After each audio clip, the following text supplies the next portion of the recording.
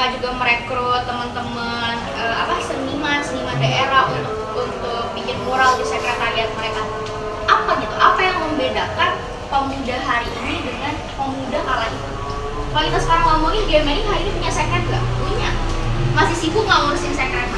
Masih ada nggak orang yang berdiskusi di sekret? Masih banyak.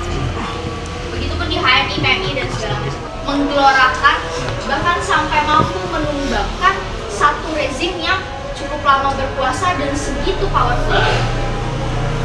Dan satu hal yang akhirnya saya lihat, ya tadi, mereka memulainya dengan mematahkan akar pemikirannya. Jadi mereka mempertajam dulu nih pengetahuannya. Jadi seperti yang Bung Satria bilang, memang basisnya adalah bagaimana sebenarnya pengetahuan itu dibangun. Mereka rela-relain mengkonsolidasikan petani-petani dan buruh gitu ya di beberapa daerah sekitaran Jogja, Jawa Tengah, dan juga Jakarta. Pada saat itu mereka bikin aksi, ada aksi. Negara ini sudah begitu familiar sekali dari tahun ke tahun, baik dari kalangan apapun maupun kelompok apapun, selalu berbicara. Kenapa? Itu pertanyaan. Kenapa? Ada apa sih sebetulnya di tubuh pemuda sih? Apakah memang kita meragukan peran pemuda? Mungkin bisa jadi iya. Karena kenapa? Pemuda hari ini begitu gampang dan begitu mudah sekali dikooptasi oleh orang-orang yang punya kepentingan. Betul loh. Ya kan? Itu yang kita lakukan.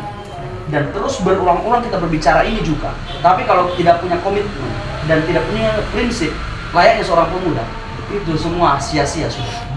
Jadi saya rasa cukup menarik sekali pandangannya karena Helen. Ini sebetulnya yang kita tunggu-tunggu saat pandangan-pandangan perempuan seperti ini. Betul. Ya kan? Nah, jadi untuk berikutnya mungkin saya rasa kita masuk pada sesi tanya jawab ataupun nanti ada, yaitu bagaimana cara kita menjalani kesadaran. Tapi saya pribadi adalah kalau misalnya kita pertanyaannya kenapa pemuda waktu zaman Bung Karno bisa lepas dari penjajahan, lalu kenapa pemuda tahun 98 bisa menggulingkan pemerintahan, kenapa mereka punya api semangat yang menyala gitu, karena mereka ada rasa satu, kesadaran itu akan lebih kuat jika punya api kesadaran itu akan lebih kuat atau diminyaki atau bensinnya adalah punya rasa prihatin, ada rasa gusar.